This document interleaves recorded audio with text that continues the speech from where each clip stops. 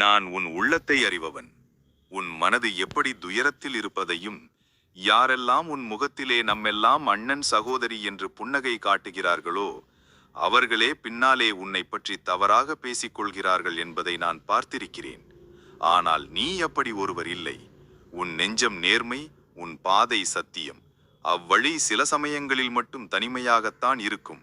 ஆனால் அதுதான் உண்மையான சிகரம் ஏறும் பாதை. ஒருவன் உன்னை பின்னால் கேவலமாக பேசினாலும் கூட அவன் முன்னிலையில் நீ சிரிக்கிறாய் என்றால் அது நீ பலவீனமானவன் என்பதற்கல்ல, நீ உயர்ந்தவன் என்பதற்கே.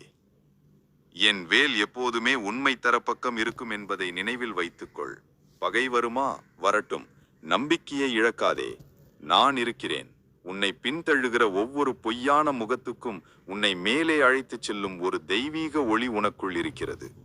உன்னை சிரிக்க வைக்கும் முகங்கள் அல்ல, உன்னை மௌனத்தில் அழ வைக்கும் மனிதர்கள்தான், உன்னை வருத்தத்தில் வைக்கும் அந்த பின்னே பேசும் நண்பர்கள்தான் உன்னை தெய்வீகமாக மாற்றும் பயணத்தில் முக்கிய பங்கு வகிக்கிறார்கள்.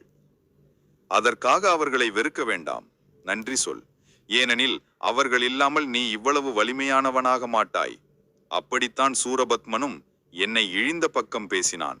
ஆனால் அந்ததான் அவன் அழிவையும் என் எழுச்சியையும் ஏற்படுத்தியது.